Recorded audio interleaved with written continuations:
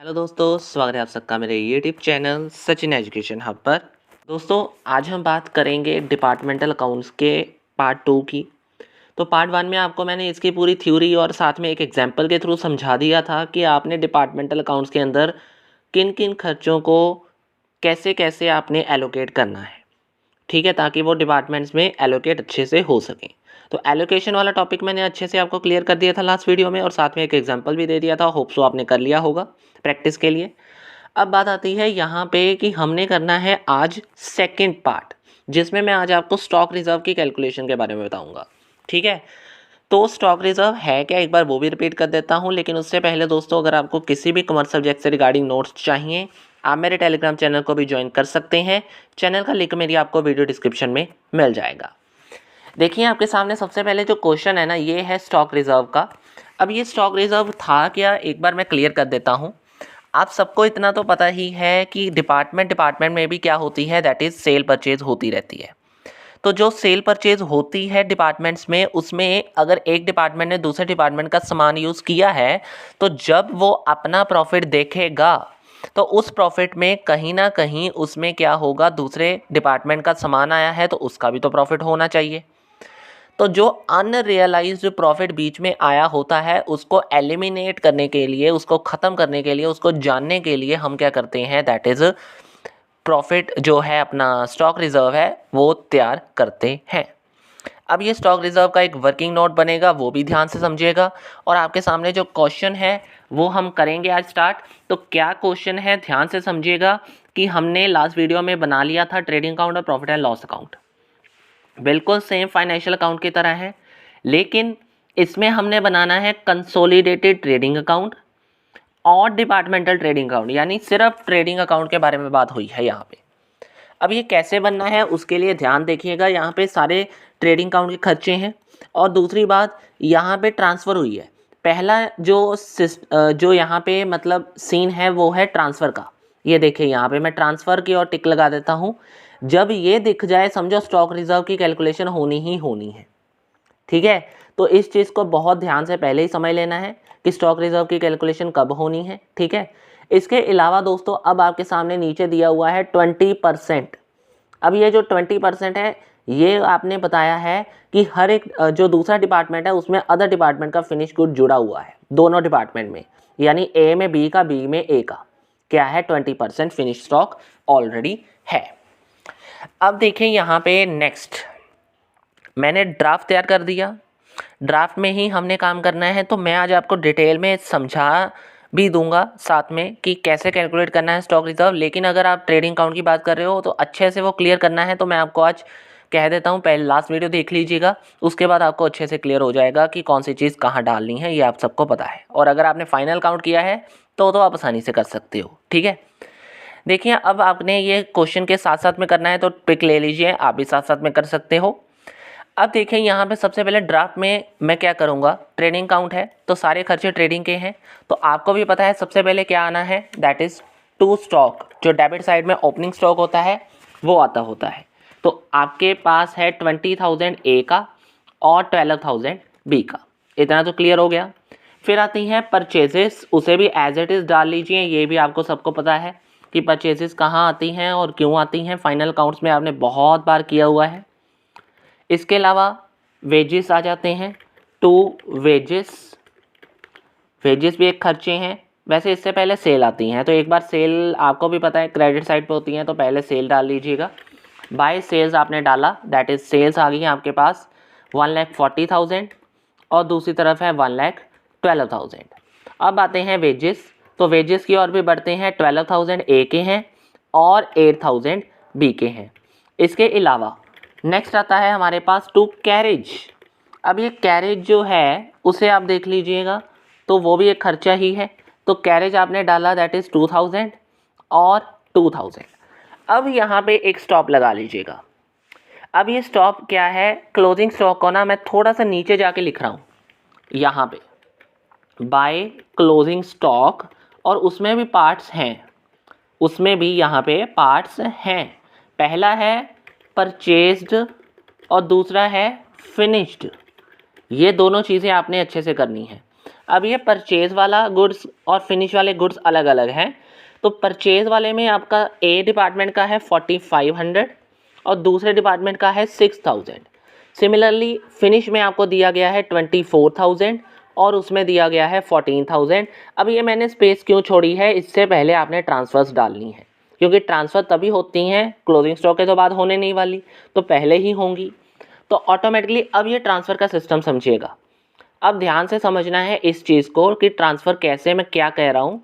ये देखो, ये जो ट्रांसफ़र हुई है सबसे पहले एक तरफ बी से हुई है, एक तरफ ए से हुई है। जिस डिपार्टमेंट ने ट्रांसफ़र करी है उसके लिए वो 10,000 सेल है, ठीक है, और 8,000 ए के लिए सेल है। बी के लिए 10,000 हो जाएगी क्योंकि उसने करी है, और ए के लिए 8,000 हो जाएगी, उसने करी है। लेकिन जिसके पास गई है वो परचेज मानी जाएगी। जैसे कि 10,000 बी ने करी थी सेल, ए के लिए वो बन जाएगी परचेज। सिमिलरली ए ने करी थी 8,000 की सेल, बी के लिए बन जाएगी परचेज। दोनों साइड पे म्यूचुअली आपने डालना है, कैसे वो भी देखिएगा। अब पहले मैं इसे ख़त्म कर देता हूँ, ये लीजिए। अब हम करते हैं नेक्स्ट अपना काम। ये देखो, अब यहाँ पे सबसे पहले मैं डाल देता हूँ, देखो दोनों साइड पे आने हैं आपने। सबसे पहले कौन सी परचेज है, टू परचेज ट्रांसफ़र है, ठीक है, टू परचेज ट्रांसफ़र लिख लीजिए यहाँ पे, और इस साइड पे भी आपने लिख देना है by purchase transfer, by purchase transfer, ठीक है। इतना क्लियर हो गया, परचेज गुड्स ट्रांसफ़र आते हैं। अब देखें, सबसे पहले था B to A. B to A का मतलब बी ने सेल करी है। अब बी ने सेल करी है तो कितने की करी है, बी की तरफ से आप 10,000 सेल डाल लीजिए, ठीक है। और ए ने कितने की करी थी, नीचे ही आपको दिया गया है, दैट इज़ 8,000 की। दोनों ने करी है सेल, एक ने 8,000 की और दूसरे ने 10,000 की। अब जिसके लिए बी ने क्या करी थी सेल 10,000, ए के लिए क्या हो जाएगी परचेज। सिमिलरली ए ने करी थी 8,000 की सेल, तो बी के लिए 8,000 की क्या बन जाएगी परचेज। ये था परचेज का सिस्टम। सिमिलरली अब आता है दैट इज़ फिनिश का सिस्टम। फिनिश ट्रांसफ़र लिख लीजिए यहाँ पे, और दूसरी तरफ भी आपने लिख लेना है फिनिश ट्रांसफ़र। पहले मैं यहीं पे डाल देता हूँ, ये लीजिए, बाय फिनिश ट्रांसफ़र, ठीक है। अब ये फिनिश ट्रांसफ़र भी तो सेल है। ए ने करी थी 35,000 की और बी ने करी है 40,000 की, ठीक है। सिमिलरली अब ये चीज़ यहाँ पे क्या हो जाएगी, रेसिप्रोकल हो जाएगी, उल्टी हो जाएगी। 40,000 यहाँ आ जाएगा और 35 यहाँ आ जाएगा, क्योंकि जिसके लिए सेल है उसके लिए वो अदर परचेज बन जाएगी। लेकिन अब आता है रिटर्न का सिस्टम। अब ये रिटर्न का सिस्टम बहुत अच्छे से समझना है। रिटर्न गुड्स, अब रिटर्न हुए हैं तो इसमें वो सिक्का नहीं चलना, इसमें जैसा है वैसा ही चलना है। यानी अगर ए पहले है तो ए ने ही पहले आना है, मतलब ए ने ही रिटर्न करे हैं तो रिटर्न भी तो उसी साइड पे आता है। यानी इन शॉर्ट इसमें हमने उल्टा नहीं करना, इसमें हमने सीधे ही चलना है। जो चीज़ जहाँ पे है वहाँ पे ही रहनी देनी है। अगर ए ने रिटर्न करी है तो ए की ही रिटर्न आ जाएगी, ठीक है। बी ने रिटर्न करी है तो बी की ही आ जाएगी, ठीक है। ये चीज़ ध्यान में रखनी है, क्योंकि रिटर्न वाला केस तो आपको पता लग ही गया होगा क्यों ऐसा होना है। अगर सीधा वाला है तो रिटर्न का तो वही रहेगा, ठीक है। तो अब यहाँ पे 10,007 था तो यहाँ पे 710 हो जाएगा। इतना क्लियर हो गया होगा अब सबका आपको, ठीक है।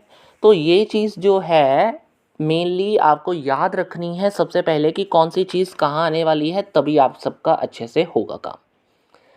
अब देखिए, अब मैंने सारी चीज़ों को डाल दिया। अब इसके बाद इसमें कोई चीज़ नहीं रहेगी, स्टॉक रिजर्व भी इसमें नहीं डालना, वो कंसोलिडेटेड का पार्ट है, वो कंसोलिडेटेड में ही जाएगा। तो ये जो अकाउंट है ये आपने बनाना इसलिए है ताकि कंसोलिडेटेड जब हम बना रहे हैं, स्टॉक रिजर्व की कैलकुलेट कर रहे हैं, तो हमें पता हो कौन सी चीज़ कहाँ कैसे करनी है। तो इसका जीपी निकाल लीजिएगा। अब जीपी निकालना है तो जीपी आपको भी पता है वो साइड ज़्यादा है, ऑटोमेटिकली है, तो जीपी यहाँ पे निकल आएगा। जीपी ब्रॉड डाउन हो जाएगा, सॉरी कैरी डाउन हो जाएगा। तो कैरी डाउन कितने का हुआ इधर, दैट इज़ 38,500, और उधर हो गया दैट इज़ 46,000। अब यही चीज़ आपने हाईलाइट कर देनी है ताकि पता चल सके कि कौन सी चीज़ क्या है। तो जीपी हो गया 35। अब टोटल अब हमारे पास आ गया 2,21,500 और इधर आ गया 1,89,000, और सिमिलरली यहाँ पे भी क्या आ गया 2,21,500 और 1,89,000। This is your trading departmental account, यानी डिपार्टमेंटल ट्रेडिंग अकाउंट। ठीक है, ये बनाना आ गया तो आधे से ज़्यादा सम आपका अच्छे से हो गया। अब देखिए यहाँ पे दोस्तों मेनली चीज़ क्या आ रही है, अब हमने ये बना दिया, इसके बाद बारी आती है यहाँ पे हमारे पास, ये देखो ट्रांसफ़र सब कुछ कर दी है, सारा कुछ कर दिया है, डिपार्टमेंटल का ट्रेडिंग अकाउंट हमने बना दिया है। अब बात आएगी कंसोलिडेटेड बनाने की। तो कंसोलिडेटेड का मतलब टोटल चीज़ें आप लिख सकते हो। यानी अगर मेरे पास सबसे पहले स्टॉक था तो स्टॉक दोनों चीज़ें क्या थी, एक का था 20,000, दूसरे का 12, तो टोटल बन गया 32,000। एज इट इज़ आप लिख लीजिए, ठीक है। सिमिलरली टू परचेज लिख लीजिए, टू परचेज हमारे पास दोनों की मिला के बनी 1,60,000। क्वेश्चन अपने पास रखिएगा तभी आपको समझ आ जाएगा, ठीक है, क्योंकि मैं बार बार ऊपर करूँगा तो आपको सम अच्छे से समझ नहीं आएगा। 20,000 और टू कैरेज आपका दोनों का बन गया 4,000 आई थिंक बन जाएगा, ठीक है, और ये बन गया 4,000। अब देखिए इधर भी तो थी कुछ चीज़ें, बाय सेल्स आ जाएंगी इधर, ठीक है। बाय सेल्स आपके पास कितनी है, 2,52,000 इधर बन जाएगी, और क्लोजिंग स्टॉक आपका अलग अलग है तो वो अलग अलग ही लिखिएगा, क्योंकि अलग अलग आपको अच्छे से हो जाएगा, समझ आ जाएगा। बाय क्लोजिंग स्टॉक कितने का है, एक है परचेज्ड वाला, ठीक है, और एक है हमारे पास फिनिश्ड वाला, ठीक है। इतना तो हमें क्लियर हो गया। चलिए अब देखिए फिनिश और परचेज वाला भी लिख लीजिए एक बार। फिनिश में है 10,500 का टोटल, और फिनिश में है 38,000 का टोटल। अब मैंने यहाँ पे नीचे देखा है आपने वर्किंग नोट बना हुआ है। अब ये मतलब क्या है, ध्यान से समझिएगा। अब हमने निकालना है स्टॉक रिजर्व। तो स्टॉक रिजर्व निकलता है जितनी परसेंटेज हमें दी गई है एक का दूसरे डिपार्टमेंट में है। जैसे कि यहाँ पे कितना था, 20% ऑफ क्लोजिंग स्टॉक हमने लेना है, क्योंकि क्लोजिंग स्टॉक में हमारे पास 20% पड़ा हुआ है दूसरे डिपार्टमेंट का। अब ये क्लोजिंग स्टॉक सबसे पहले अच्छे तरीके से निकालना पड़ेगा, क्योंकि क्लोजिंग स्टॉक में भी तो कुछ वैल्यू है दूसरे की। अब ये क्लोजिंग स्टॉक जितना आया हुआ है उससे पहले में आपने बहुत सारा मटेरियल यूज़ किया हुआ है। अब हमें सबसे पहले क्लोजिंग स्टॉक भी सही निकालना पड़ेगा, प्लस उसके अलावा कितना जीपी रेट है उन दोनों में वो भी तो पता करना पड़ेगा, तभी तो बात बनेगी। जीपी रेट कैसे निकालना है, क्लोजिंग स्टॉक कैसे निकालना है, ये भी बता देता हूँ। क्लोजिंग स्टॉक निकालने से पहले आपको क्या निकालना है, रेट ऑफ जीपी निकालना है, ठीक है। मतलब इससे पहले आपने क्या निकालना है, रेट ऑफ जीपी निकालना है, जिसका एक फॉर्मूला है, क्या फॉर्मूला है रेट ऑफ जीपी का, मैं नीचे लिख देता हूँ यहाँ पे। रेट ऑफ जीपी निकालने का एक फॉर्मूला है जो आपने याद रखना है। रेट ऑफ जीपी निकालेंगे तो आपने क्या करना है, जितना जीपी है, ठीक है, जितना जीपी है डिवाइडेड बाय क्लोजिंग स्टॉक, ठीक है, और साथ में कर देना है मल्टीप्लाई 100% में, आपका आंसर आ जाएगा। अब ये क्लोजिंग स्टॉक कैसे निकालना है, ये सबसे पहली बात है। तो अब इसे निकालने के लिए सबसे पहले मैं ले लेता हूँ ए डिपार्टमेंट। ए डिपार्टमेंट में कैसे लेंगे हम, ध्यान से समझिएगा, उसने ऊपर कौन सी लाइन कही थी। अब ये लाइन को मैं हाईलाइट करूँगा, ध्यान से समझ लेना, क्योंकि यही इंपॉर्टेंट लाइन है जो आपको देखनी है। दैट इज़ 20% किसका, क्लोजिंग फिनिश स्टॉक का है।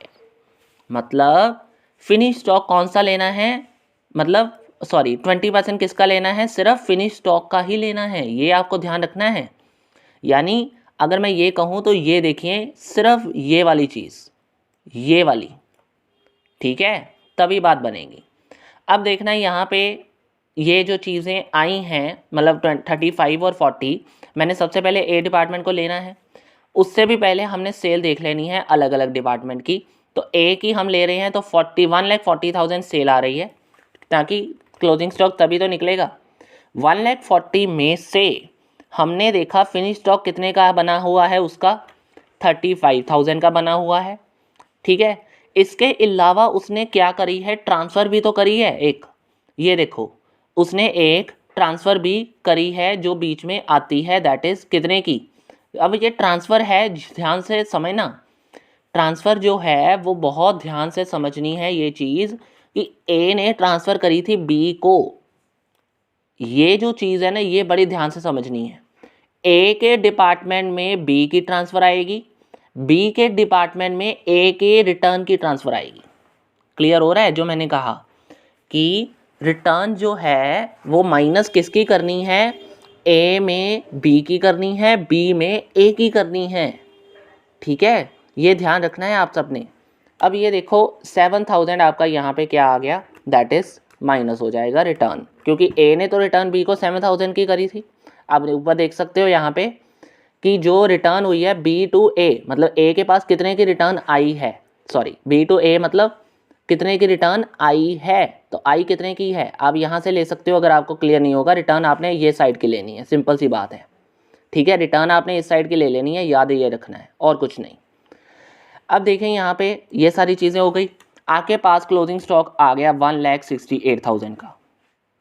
अब इस चीज़ को मैंने फॉर्मूले में फिल कर दिया, ए डिपार्टमेंट सबसे पहले निकाल लीजिए, बी अपने आप हो जाएगा आपका, ठीक है। 38,500 आपका क्या था, दैट इज़ प्रॉफिट आया था, ग्रॉस प्रॉफिट आया था ए का, उसे मैंने डिवाइड कर देना है, क्लोजिंग स्टॉक मेरे पास 1,68,000 आया, इनटू 100 कर देना है, मेरे पास आंसर में आ जाएगी 22.916% आपकी ए की, ठीक है। अब मैं बी का भी ऐसे ही आपके पास निकाल देता हूँ, बी डिपार्टमेंट है, उसमें भी वही चीज़ करनी है, क्लोजिंग स्टॉक का 112,000, ठीक है, उसमें से मैंने फिनिश वाला ऐड कर दिया 40,000 और माइनस कर देना है आपके पास, दैट इज़ 10,000 आपकी ट्रांसफ़र है, तो आपके पास आंसर में आ जाएगा दैट इज़ कितने का 1,42,000। और रेट ऑफ जीपी में आपने वही चीज़ कर देनी है, ठीक है, रेट ऑफ जीपी में आपने वही चीज़ कर देनी है जो मैं कहूँगा। ये देखिए यहाँ पे मैं कर देता हूँ, कितने की है, दैट इज़ जीपी कितना आया था इसका, बी का 46,000 आया था, स्लैश यानी डिवाइड कर देना है 1,42,000 से और इनटू 100 करके हमारे पास क्या आ जाएगी, दैट इज़ परसेंटेज आ जाएगी 32.394% आपकी बी की आ जाएगी। अब यहाँ तक तो ख़त्म नहीं हुआ अभी काम, ठीक है, यहाँ तक तो अभी ख़त्म नहीं हुआ है काम, ये देखना है क्यों, क्योंकि अभी क्या बचा हुआ है, दैट इज़ क्लोजिंग स्टॉक का 20% बचा हुआ है। अब ये देखना है, अब ए डिपार्टमेंट को ले लीजिए, ए डिपार्टमेंट मैंने लिया, ए डिपार्टमेंट का 20% क्लोजिंग स्टॉक कितना आया था अभी, अब ये देखना है क्लोजिंग स्टॉक कितना आया है।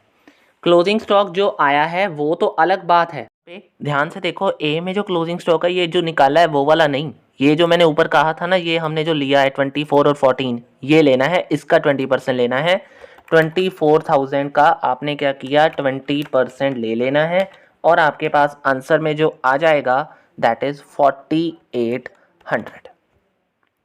इतना आपको मेरे ख्याल से क्लियर हो गया होना चाहिए कि क्या कैसे करना है, ठीक है जी, इससे ज़्यादा तो कोई प्रॉब्लम नहीं। अब हम करेंगे आगे। अब ए में आपने क्या करना है, यहाँ पे ध्यान से समझना है, ये जो क्लोजिंग स्टॉक है ना इसे मैं थोड़ा सा साइड कर देता हूँ पहले।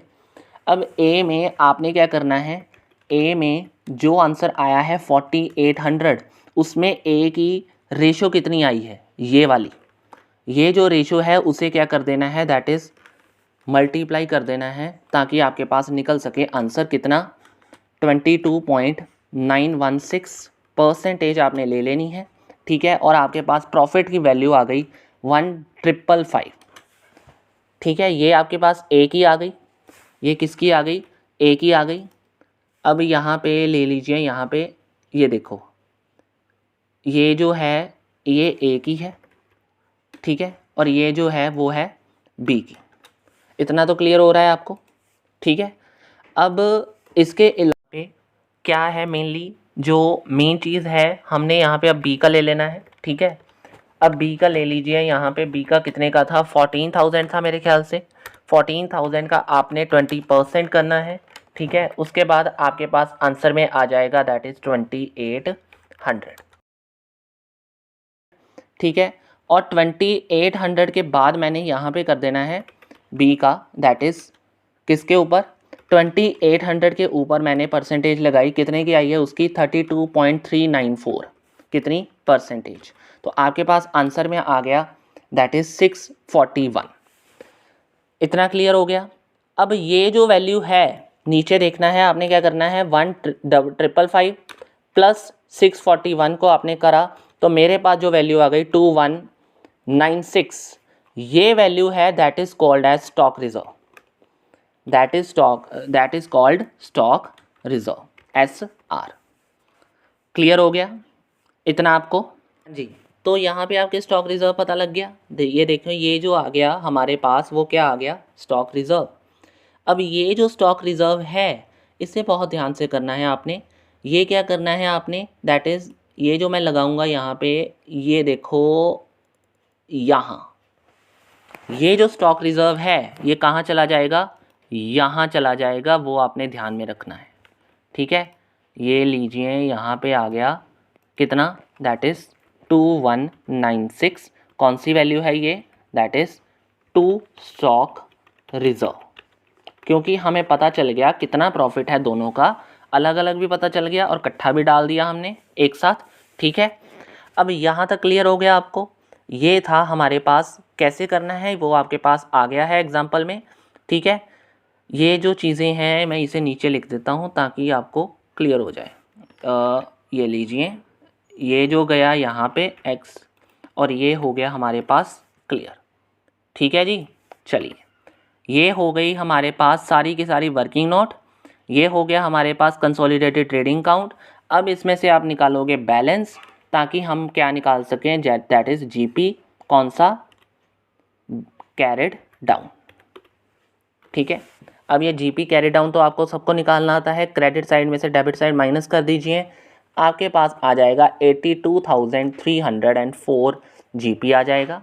ठीक है, तो ये आपने अपनी फिगर्स को बोल्ड कर दिया और टोटल अकाउंट कितने का कैरी हो गया हमारे पास क्लोजिंग, दैट इज़ 3,05,000 और 3,05,000।